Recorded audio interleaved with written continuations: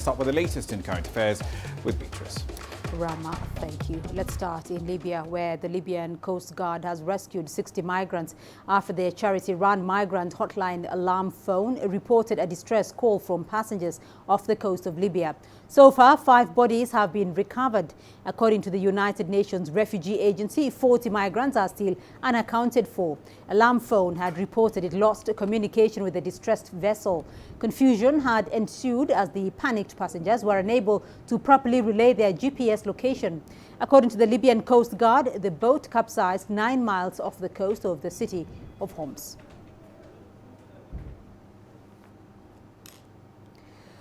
Well, let's bring you more stories from Libya and head to the north of the continent, where Libya's eastern forces, also known as the Libyan National Army, now claim to have full control over Libya's airspace.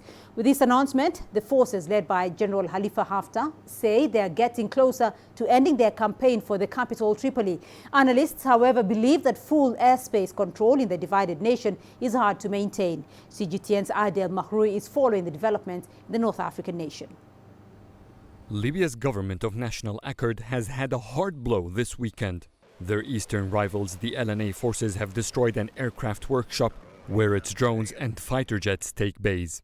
Right after the airstrike, General Khalifa Haftar's air forces announced full control over Libya's entire airspace. The LNA managed to acquire a strong and advanced air defense system, which it has been using in its fight against the militia. So I think the report of controlling the airspace could be up to 95% accurate. The LNA held massive strikes against their air bases. All this supports the announcement. It does not mean that no breach will happen. Drones or small aircrafts can still take off from the airports, which the Western militia control. Last June, LNA claimed controlling the country's airspace as well. It didn't last for long, and analysts do not believe that the latest announcement would tip the scale in the war over Tripoli, which the Haftar-led forces began in April. There is unlimited supply of weapons from the international community to the rival parties. We have seen that during the last months, the LNA could not advance further towards Tripoli. Turkey is a strong supporter to the government of the National Accord forces. That has made the GNA forces an equal opponent to the LNA. That will drive the war to last even longer. The militia's forces allied to the UN-recognized government of national accord have suffered great losses in their air power. Armed support, however, from regional countries has so far delayed their defeat. On the other hand, in France, an ally to Haftar has been calling nations participating in the G7 meetings to support combating terrorist groups and militias in Libya. Egyptian President Abdel Fattah el-Sisi has warned the world's greatest industrial nations of any further deterioration in Libya, which could make Libyans suffer more and affect the stability of Libya's neighbors. Adel Mahroui, CGTN, Cairo. Kenya is urging the United Nations to list Al-Shabaab under the same sanctions designated for Al-Qaeda and ISIL. Foreign aid donors are warning that the move would leave millions in drought-stricken parts of the country without aid. Nearly 18% of the Somali population faces the risk of severe hunger. The UN already targets Al-Shabaab under broader sanctions. UN agencies and humanitarian organizations are, however, exempt. The exemption allows for them to safely deliver aid in territories controlled by Al-Shabaab. Somalia's envoy to the UN has also pushed back against the Kenyan proposal. Kenya has been the target of several attacks from the militant group and sees the proposed new designation as a way to hinder the group's attacks. Member states have until before August the 29th to object to the new proposed listing. Let's cross over to CGTN Abdulaziz Bilo. He's joining us from Mogadishu. He's following that story for us. Abdulaziz, why are foreign donors opposed to Kenya's request to the UN to list Al-Shabaab under the same sanctions as Al-Qaeda? Well, Beatrice, the government here in Somalia argues that already there's a UN resolution 751 that was imposed against the militant group Al-Shabaab and other affiliate organizations here in Somalia in 2007. That is when Al-Shabaab was slowly gaining momentum before it became a powerful militant group allied to Al-Qaeda. So the Somali government says that there is no point in supporting another resolution that also exempts humanitarian aid from reaching vulnerable communities, especially those who are trapped. Literally, the government is using the word trapped in militant controlled areas because some of them have been blocked from traveling to government controlled areas. So the government is of the view that in case there's a natural disaster like a drought, a famine or a cyclone or an outbreak of a disease, then the government, backed by its international partners, needs to provide material and humanitarian aid to these individuals. But the resolution by Kenya 1267 will exempt humanitarian aid from reaching these vulnerable communities. That is the argument that donors here have here in Somalia. And they also wrote a letter to the U.S. Secretary of State Mike Pompeo, calling him not to advocate for that resolution, not to see the light of the day, because it will affect vulnerable communities here in Somalia. Now, Somalia itself is a country that has suffered a climate change, as you have mentioned, drought, a cyclone and a famine that has affected close to 4 million people. That's a third of the country's total population. So the government says that humanitarian aid should not be politicized at any given time. Well, donor agencies are saying that a measure like this will have the effect of criminalizing humanitarian aid. How so?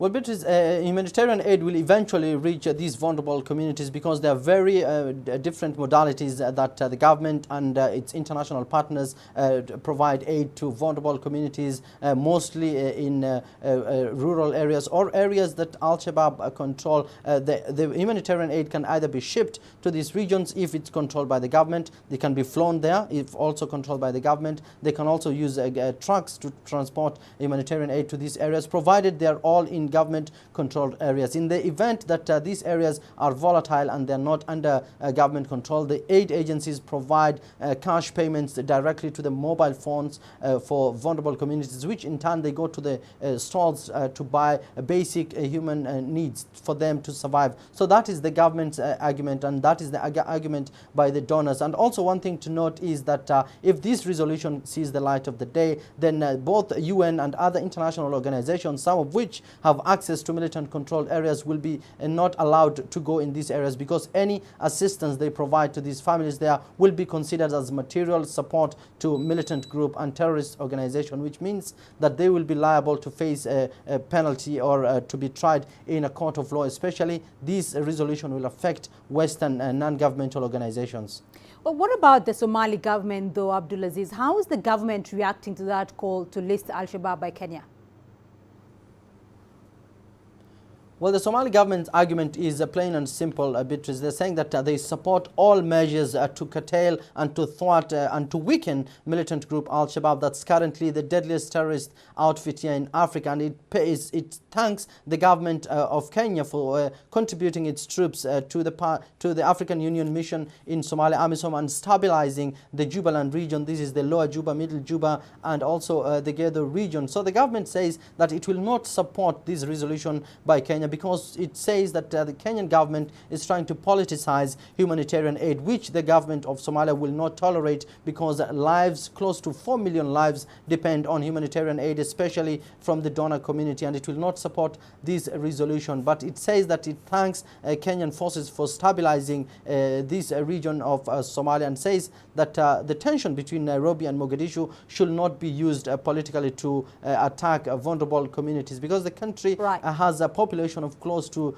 2 million displaced persons, and refugees are returning. So the government says that it needs all the support it can get to secure these areas and be able to provide humanitarian aid to its people without it being politicized. Abdulaziz Bilo joining us there from Mogadishu. Kenya-China Economic Trade Association launched the Kenya-Chinese Enterprises in Kenya's Social Responsibility Report 2018 to 2019. The report was launched with the support of the Embassy of the People's Republic of China in Kenya. It highlights positive steps so far taken by Chinese enterprises to implement corporate social responsibility into all aspects of their operation in Kenya. CGTN's Daniel Arap-Moy brings us more. The launch of the 2018-2019 Chinese Enterprises in Kenya Social Responsibility Report comes barely a year after Kenya and China marked the 55th anniversary of the establishment of diplomatic relations between the two countries. According to the report, the year 2018-2019 saw over 50,000 jobs created by the KESETA members for Kenyan youth in a bid to help bridge the unemployment gap. Over the same period, 360 kilometers of roads were built by the Kenya-China Economic Association members. In total, the association invested over $78 million to help local communities in Kenya as part of their social responsibility package. This social responsibility carried out by Chinese companies contribute to the deepening of people-to-people bonds between China and Kenya, laying a solid foundation for cooperation in all aspects between our two countries. According to the latest statistics in the report, 3 million passengers were transported by the Nairobi-Mombasa Standard Gauge Railway as of May 31st, 2019, bringing development opportunities to villages along it. I want to encourage you as creators of wealth to put a premium on opening opportunities, employment opportunities for young Kenyans, to put emphasis on transfer of skills and technology. Because if you do that, these will translate into real economic development. In addition, Chinese enterprises have also built many bridges and roads in underdeveloped communities in Kenya. These bridges and roads, according to officials, have not only brought convenience to their own projects, but also benefited local communities. The Chinese ambassador to Kenya, Wu Peng, pledged to continue working towards deepening mutual trust with focus on better alignment of the Belt and Road Initiative in Kenya. As the Belt and Road Initiative continues to gain momentum, more and more Chinese businesses are eyeing the Kenyan market. Currently, there are more than 400 Chinese businesses operating in Kenya, creating approximately 130,000 jobs for the local people. Daniel Arap-Moy, CGTN, Nairobi, Kenya. Top security officials from across Africa are in Nigeria's capital, Abuja, for the first Nigeria Interpol Week, themed for a safer world. They're focused on collaborating to tackle major security challenges by exploring the Interpol framework in strengthening partnerships among national law enforcement agencies. CGTN's Kelechi Emekalam reports. This gathering is part of a week-long activity to give an insight into opportunities that Interpol provide to help Nigeria and other countries attain their security management mandate. It's coming at a time when Nigeria, Africa, and in fact the global community are faced with complex transnational criminal problems. Nigeria especially has been dealing with major security threats like terrorism, kidnapping, armed banditry, and human trafficking, among others. The underlying threat being easy access to illicit weapons that come through the porous borders. The security situation in the countries is being fueled by the proliferation of small arms and light weapons, which are mostly brought into the country through our borders. I will urge and ask Interpol to come up with a threat assessment of proliferation of light weapons as it affects Nigeria, to identify the routes where these arms are coming into Nigeria, the actors that are involved, and provide solutions so as to help us in fighting this scourge in this country. Thousands have been killed from weapons in the hands of criminals. Illicit arms trade is difficult to estimate and even more difficult to control. Much of the trade is carried out through the black markets and other illicit transfers. Interpol is well positioned to to support the Federal Republic of Nigeria in its commendable efforts by providing police capacity to provide appropriate responses to the operational and strategic needs of its police services. Also, rest assured, Interpol will always bring all its human and material expertise to assist you in your noble mission of security. The Interpol framework has helped strengthen partnerships among national law enforcement agencies towards addressing global security issues. However, border security and management remains a major concern. For example, the recent signing of the Africa Free Trade Agreement could present a new set of security threat in the West African sub-region.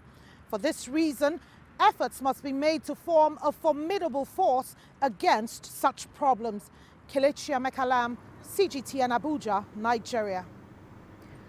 The United Nations peacekeeping chief Jean-Pierre Lacroix says the security situation in Sudan's Darfur area has remained largely unchanged.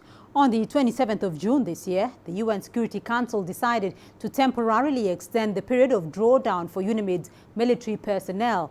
The exercise was scheduled to be completed on the 30th of June in order to maintain the mission's self-protection capacities. CGTN's Daniel Arapmoy is here with the details. The UN peacekeeping chief Jean-Pierre Lacroix says the remaining conflict drivers and armed groups outside the peace process are still posing potential risks to a sustainable peace-building mission. Intermittent clashes between the Sudanese Armed Forces / Rapid Support Forces and the Sudan Liberation Army Abdul Wahid faction continue in Jebel Mara.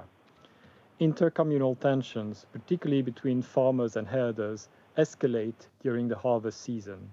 UNAMID has observed herders adopting a more aggressive posture during the current season and continued to work with state authorities to reduce these tensions. Lacroix also confirmed that peaceful demonstrations in Sudan are still ongoing, particularly in the Kalma camp for internally displaced persons. He says that this showcases that the strategic environment in Darfur has not shifted since the June 2019 special report, with the remaining conflict drivers and armed groups outside the peace process still posing potential risks to sustainable peace building. Lacroix congratulated the Sudanese people for ending the 30 years of what he called a highly centralized rule. This is an opportunity to put a definitive hand to the conflict in Darfur. Doing so will require both an irreversible transition from peacekeeping to peace building and the engagement of those groups that have not been part of the Doha document for peace in Darfur in the peace process. Donor support will be critical for more than ever to assist the simultaneous transition in Darfur and wider Sudan, particularly considering the economic crisis that triggered the political change. Lacroix says donor support will be critical now more than ever to assist the simultaneous transitions in Darfur and wider Sudan, particularly considering the economic crisis that triggered the political change. Daniel Arapmoy, CGTN. Well, let's return to our headline story this hour, where the Libyan Coast Guard has rescued 60 migrants after the charity-run migrant hotline alarm phone reported a distress call from passengers off the coast of Libya. Let's cross over now to CGTN's Yasser Hakim. He's in Cairo for more on that story. Yasser, can you give us the latest on the rescue operations? Yes, concerning the statements, the official numbers so far coming up from Libyan authorities is that 65 are survivors at the moment. Around 5 have died from Sudan, Somalia and Morocco. The 5 people including a child and a woman. The 65 survivors so far are also from Sudan. The majority are from Sudan, around 56 Sudanese. The rest are from Egypt, Tunisia, Morocco, and Somalia, whilst there are feared about more than 40 still to be feared dead, and they're still waiting for any news on any new numbers coming up soon. Yes, sir. Do you know if there are any ongoing rescue missions and who is responsible for that?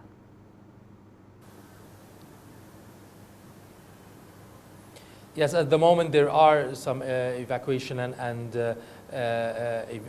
some of the boats from the National Accord, Libyan National Accord. They are the ones who are now ongoing at the sea, trying to find more survivors.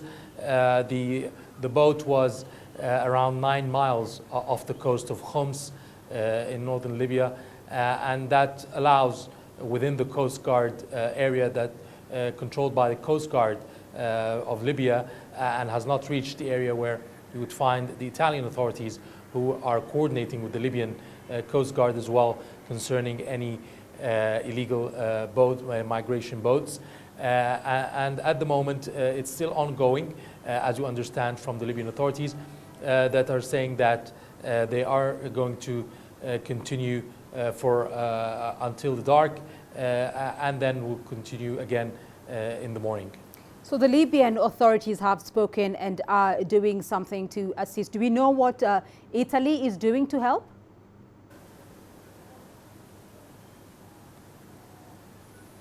Sorry, can you repeat the question, please? Do you know what assistance the migrants or the ship is receiving from Italy?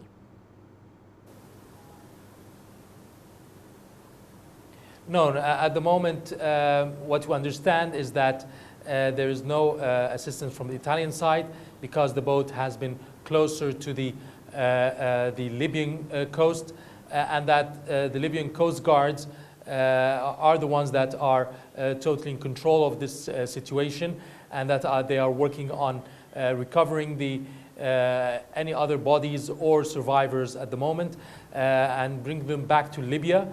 None of the ones there, as you understand, have been taken to Italy. They will be returned to Libya through the Libyan coast guards. All right, Yasser Hakim joining us there from Cairo with that update. Thank you. You're watching Africa Live. Coming up on the program. African Americans consider moving permanently to Ghana. And Senegal welcomes Chinese mission to help strengthen medical structures. À l'intérieur, bridegroom Bertie, à l'avantage à l'intérieur, men from Seattle à l'extérieur, Anton Ruskin, men from Seattle, devant Anton Ruskin, bridegroom Bertie, the third man. When you win, everyone is happy. And when you lose, you have to be accept because you get beaten by good horses sometimes. You have to be accept is a part of the game. I'm not happy about the discipline in racing. I'm not satisfied that we are taking the actions and sanctioning those that are deliberately putting the game into disrepute. You've always got to think positively and place your horse in the right position, judge the speed and how fast they're going and things like that, and make sure your horse is always travelling. This is it, yeah.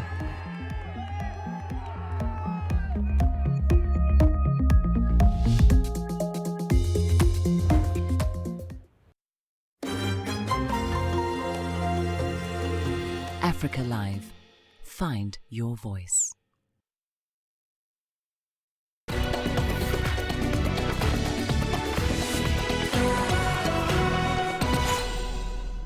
Ghana has been marking 400 years since the first African slaves stepped foot in America, with a call for Africans living overseas to come home. Throughout 2019, which the Ghanaian government has branded the Year of Return, African Americans have been visiting Ghana in increasing numbers in a bid to learn more about their history. And while the number of Ghanaians living abroad still outweighs the numbers returning home, there are some African Americans who are intent on making Ghana their permanent home. CGTN's Nabil Ahmed Rufai with more from Accra. Born in America, Jerry Johnson now calls Ghana home. He moved from Los Angeles in the U.S. to Ghana to settle permanently 15 years ago. It's been very good being in Ghana, being in Africa in general.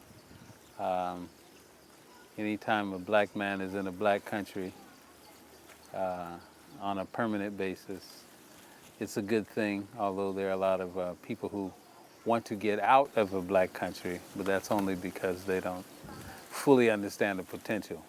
Jerry Johnson is a strong believer in the emancipation of black people, a political doctrine pioneered by political activist Marcus Garvey.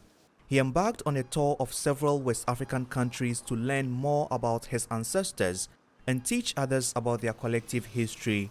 Coming here, recognizing that some of the people through the colonization process, I think, have lost the recipe. You know, now the work is how do we get the recipe back? How do we get the knowledge back, the confidence back, the courage back? And the best way to get courage back is to know who you are and what you've done. So Marcus Garvey used to always say, what man has done, man can do.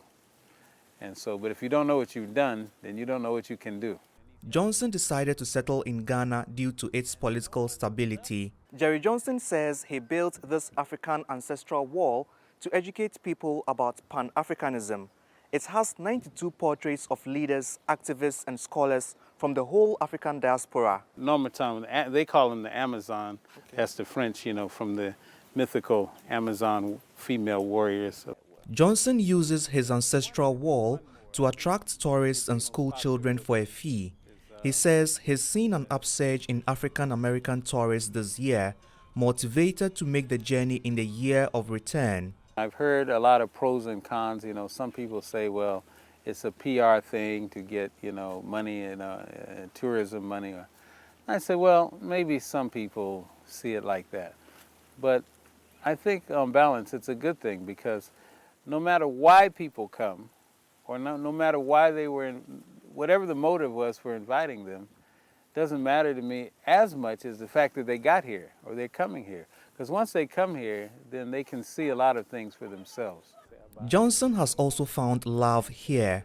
He is married to a Ghanaian from the northern part of the country with whom he shares 2 children. His daughter has already expressed an interest in history. This is Apoka Kariane. Apoka Kariane is a far-flung man from the northern part of Ghana. Young Apoka and her brother settled in a place called Bukere. This was the time when Africans were being caught by slavers and sent to work as slaves outside of Africa. For Jerry Johnson, the year of return hasn't just been about attracting tourists, but inspiring a sense of pride in a shared history. He hopes more people will consider coming to resettle in Africa. Having found a home in Ghana, Jerry Johnson says he wants to continue sharing the values of the country's ancestral leaders. He believes this will help raise a generation of culturally conscious people capable of turning the fortunes of Africa around. Nabil Ahmed Rufai, CGTN, Accra, Ghana. And staying in the country, funerals in Ghana are generally an elaborate affair, and the coffins of the deceased can be just as extravagant. Known as fantasy coffins, these custom-made creations are highly sought after, not only by mourners but also by art collectors. CGTN's Daniela Pearson has more. 72-year-old Pa Joe from Ghana first started making funeral caskets in 1962, but today he specializes in making fantasy coffins. They are known as Abebu Adekai in the Ga language, which means the receptacle of proverbs. Any design I create shows the work the deceased was doing while alive. Maybe the person was a pilot, then the coffin for his burial will be an airplane coffin. Once the airplane coffin is displayed at the funeral grounds, everyone will know that the deceased was a pilot. That's why we do it this way, so that everyone at the burial knows what the deceased did with their lives.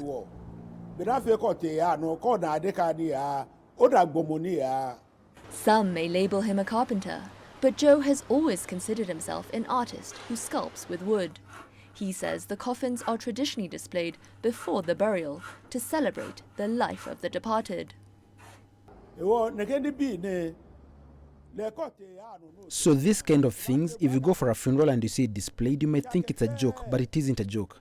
It isn't a joke at all because it represents your profession and you must live with the same. Hence the reason it will be used to bury you in. So when you go to the funeral, you might think it's a joke, but the deceased is inside this coffin.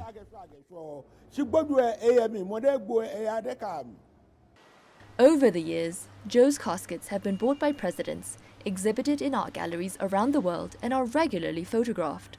Museums have even commissioned pieces from him, making Pa Zhou one of the most renowned coffin makers in the world. Daniela Pearson, CGTN. Well, let's head to Senegal, where a handover ceremony welcomed the 18th Chinese medical mission to the country. China's medical missions not only help strengthen local medical structures, but also help deepen bilateral ties. These 13 health professionals are ready to start their 2-year mission in Senegal. The specialists from Fujian province will lend their expertise to Pekin National Hospital, located in Dakar's suburbs. As part of our country's friendly and cooperative relationship, China has developed and implemented programs which support the Ministry of Health and Social Welfare in its approach to achieving the goal of health for all and by all. I welcome the members of the 18th Chinese Medical Mission and wish them success in their new mission. And we hope very much that they will follow the example of the outgoing mission. In the past 2 years, 16 Senegalese medical staff members have received training in China. Chinese medical missions also train local staff, as well as donating medicine and medical equipment. Their presence is beneficial because it solves the service shortages in various departments, but especially at the level of kinesiotherapy with the introduction of traditional Chinese medicine. Since 1975, 251 Chinese doctors have participated in these medical missions to Senegal. Astatal, CGTN. Hong Kong police say they have arrested another 13 people for engaging in illegal activities during protests. 11 men and 2 women aged 19 to 40 have been detained over the past few days for committing offences such as unlawful assembly, criminal damage, access to computer with criminal or dishonest intent, and possession of offensive weapons. More than 800 arrests have been made since June, when the protests first broke out in Hong Kong. Police say violence by radical protesters has escalated from setting up roadblocks to deliberately hurting police officers with deadly weapons such as steel balls, bricks, slingshots and petrol bombs. They say the violence has also hurt ordinary residents and journalists. Hong Kong's chief executive Carrie Lam is urging protesters to stop the violent acts. The call comes after rioters attacked the police with metal rods. Lam said legal measures will be taken to restore a social order. Starting a dialogue doesn't mean that we will condone violence. If violence continues, the only thing that we should do is to stem out that violence through law enforcement actions. Lam also said that in the last 2 months, the Hong Kong government has replied to people's demands, including the one most important to them, to junk the Fugitive Offenders Bill. When asked if she considered resigning as chief executive, Lam said she remains committed to serving the people of Hong Kong and that her government remains in control of the situation. I think a responsible chief executive at this point in time should continue to hold the fort and do her utmost to restore law and order in Hong Kong. Okay? And I wouldn't say that my government has lost control. Day in, day out, we are not only supporting the law enforcement bodies, we are also acting responsibly to deal with other issues. And let's now go to Rama Nyang for a look at the day's business news. Rama. Thank you very much, Beatrice. This is what's coming up in business. Mozambique seeks consent to review the payment plans for its 2023 Eurobond. And Kenyan authorities are in talks to export purple tea to China.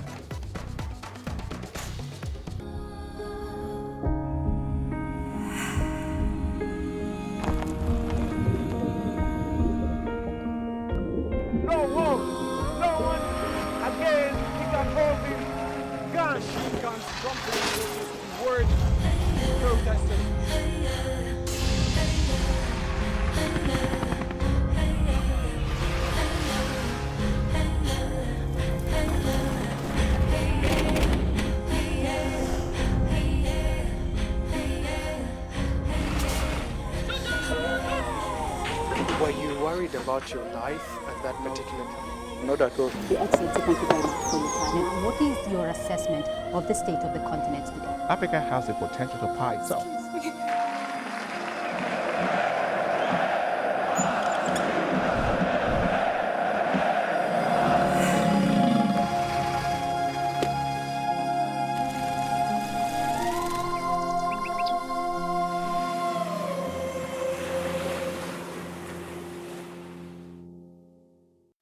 Business in Africa is at the crossroads, where opportunity meets innovation, where profitable new markets collide with global trends. From the sound of an African bell on a stock market's floor, to the shout of the trader in a bustling free market. It's colorful, vibrant, and exotic. CGTN stands at the gateway to Europe, Africa, and the Middle East. From Morocco to South Africa, we talk to the deal makers and actors who fuel its engines of growth. Only on CGTN.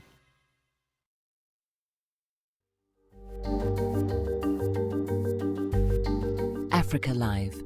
Find your voice.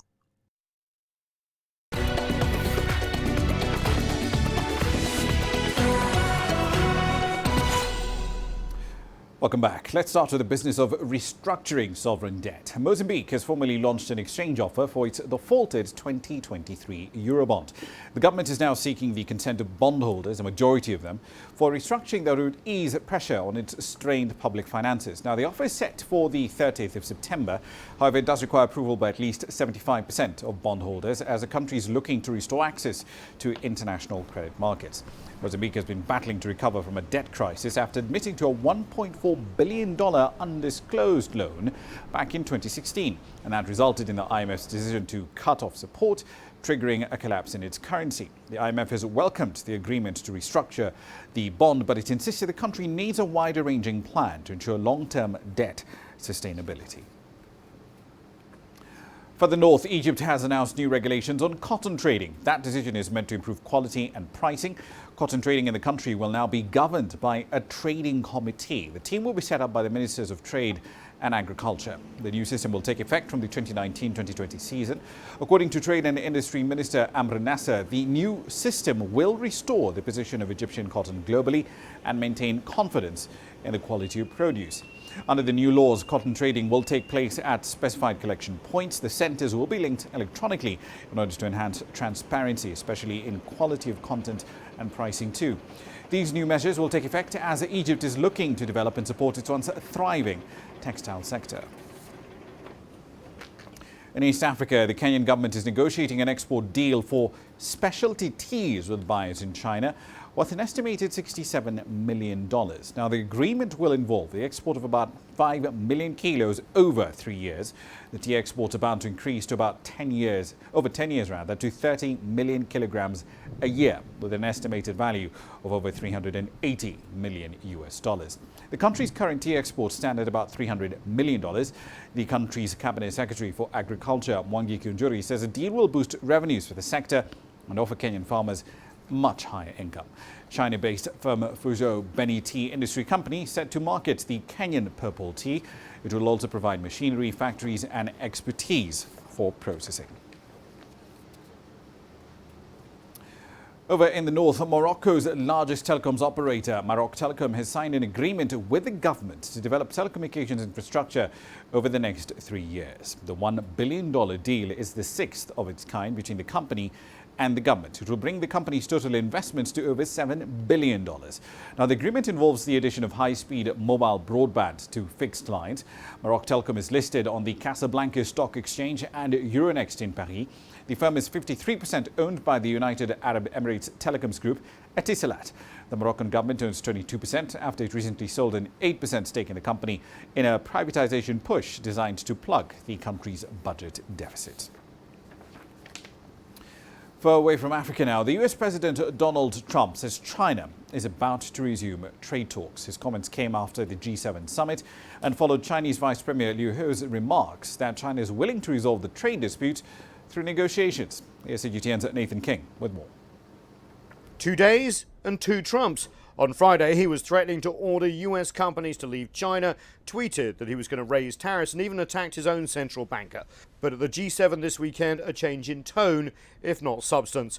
Whether it was pressure from world leaders anxious over global economic downturns, pressure from US businesses and Wall Street, or just the latest twist in his made-for-TV and Twitter negotiating style, the US president was more positive. He wants to see a deal made. He wants it to be made under calm conditions, using the word calm. I agree with him on that. Trump seized on comments made by China's top negotiator, Vice Premier Liu He, who restated China's long-standing approach to the trade issue by saying, "We are willing to resolve the issue through consultations and cooperation in a calm attitude," and resolutely opposed the escalation of the trade war. We're in favor of trade peace on the whole.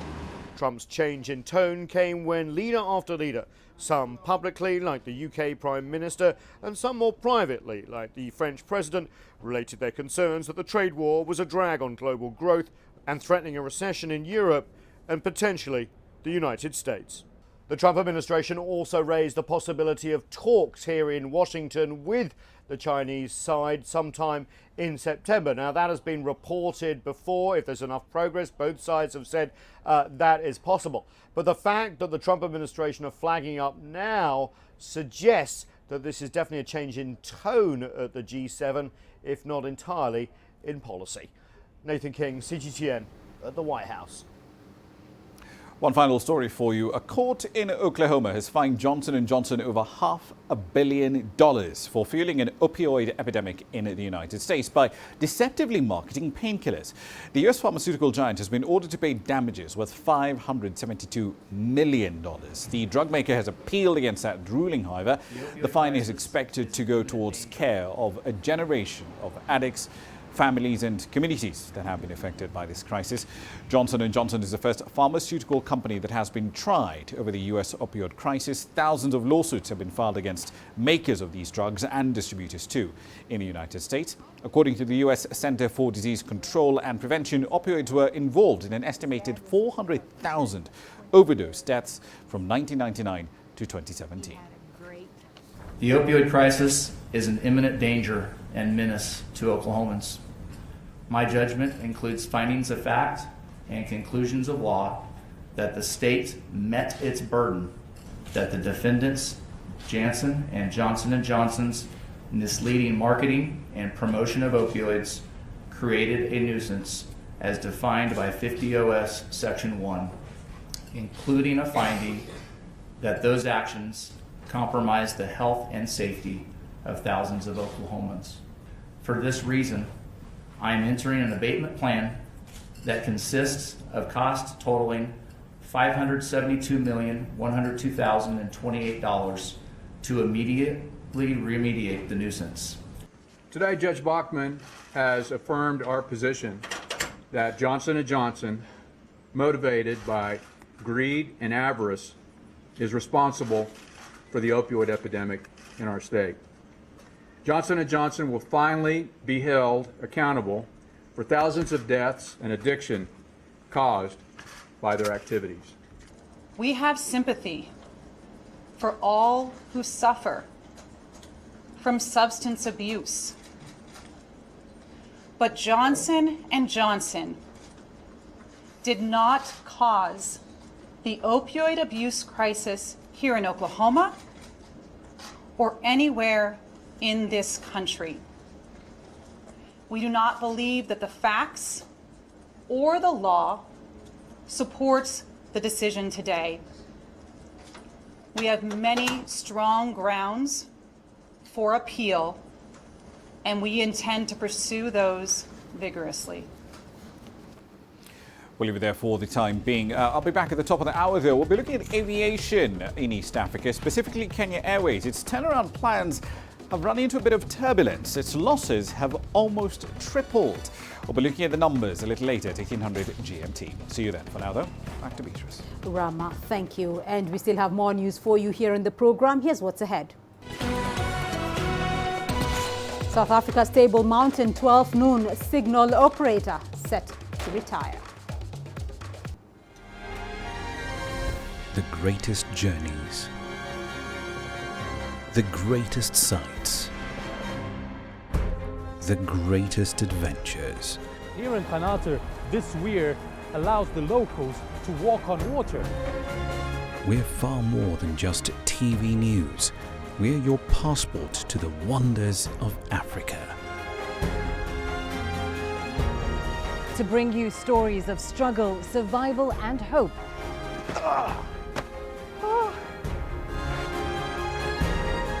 So let's explore.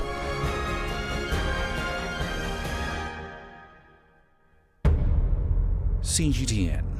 See the difference.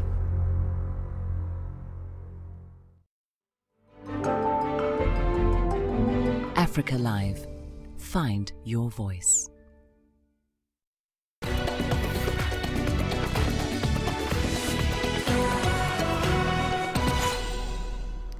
Now, if you've ever visited the Cape Town city centre in South Africa, then you must have seen iconic tourist sites such as Table Mountain and Signal Hill.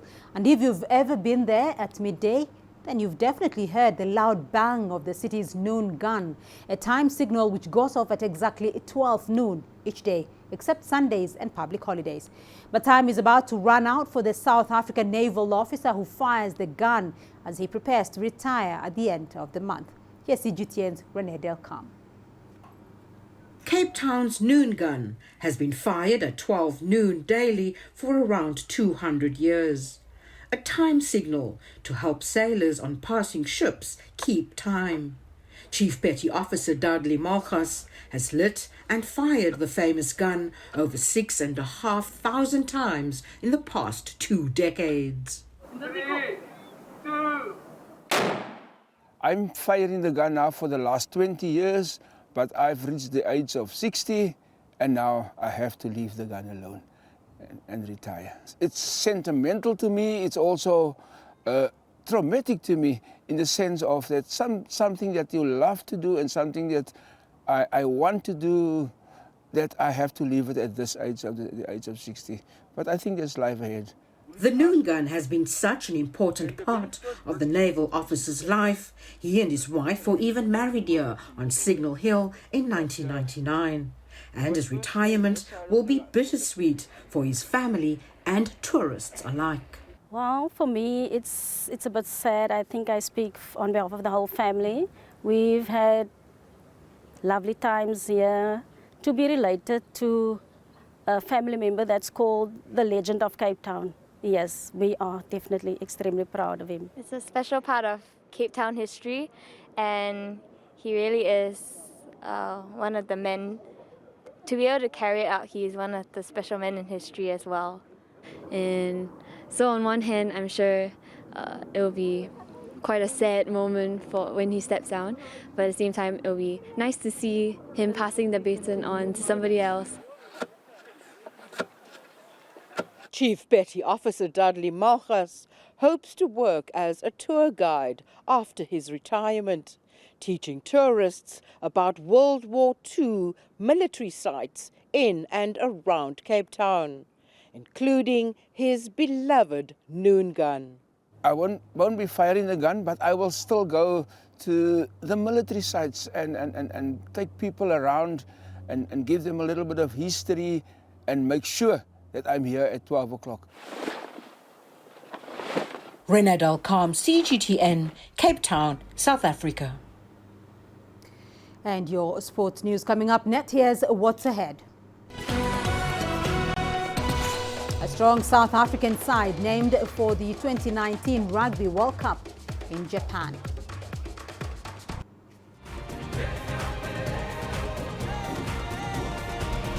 Africa Live.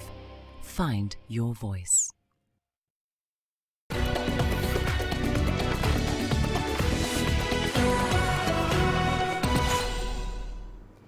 A 31-man South African Rugby World Cup squad has been selected for the global showpiece that gets underway in Japan next month. Ahead of their opening clash with New Zealand, rugby coach Rassie Erasmus has tapped Siya Kolisi to lead the South Africans in their attempt to recapture the Webb Ellis Trophy.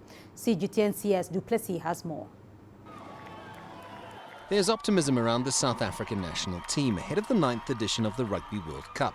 The men in green and gold are unbeaten in 2019 and have become a formidable force under coach Rassie Erasmus, who has rewarded form and consistency with selection. I think we got exactly what we expected, and I think that's probably a compliment to Rassie Erasmus in the fact that he's been very open, very honest. He's taken the players and the public with him every step of the way. So, you know, when it came to this, I think it was pretty much everybody knew. There was one question, was the loose forwards, which loose forward would drop out, and we got that answer today. But otherwise, I think it's probably the strongest squad that he could take to Japan. The Springbok captain is under no illusions ahead of the tournament and is aware that his team carries the hopes of the Rainbow Nation. But he feels no additional pressure and is focusing on his performance on the field. I'm really happy and I'm excited. I'm also very nervous, I'm not going to lie about it. But I have confidence in my teammates. I have a confidence in my teammates that they will support me in a time like this. And I know there's a lot of guys who've led before, who I can always lean on, which is something I'm counting on. And I'm grateful for the fact that the coach, all he wants for me to do is just to play my game and give my best on the field. Erasmus admits that he hasn't been able to pick the vastly experienced players as coaches before him, but believes that within the squad there are calm heads that will balance out the youthful exuberance and excitement at the World Cup. We're taking a bit of a risk. We won't have all those calm heads, those how can I say, guys who's been there with that big match temperament. But hopefully it gets made up with the intensity and all the coaching time that we get with them. And hopefully that balances it out for us, because I really believe this is the best 31 guys we could have picked. The Springbok coach sprung no surprises when he named his 31-man Rugby World Cup squad. He's picked largely from the same players as when he took over as national coach, and he heads into the World Cup with momentum and confidence at an all-time high. The Springboks will go into their first game at the World Cup against the All Blacks, backing themselves to get a positive result. And from there on, who knows what could happen as they challenge for their third global rugby title. CS Du Plessis, CGTN, Johannesburg.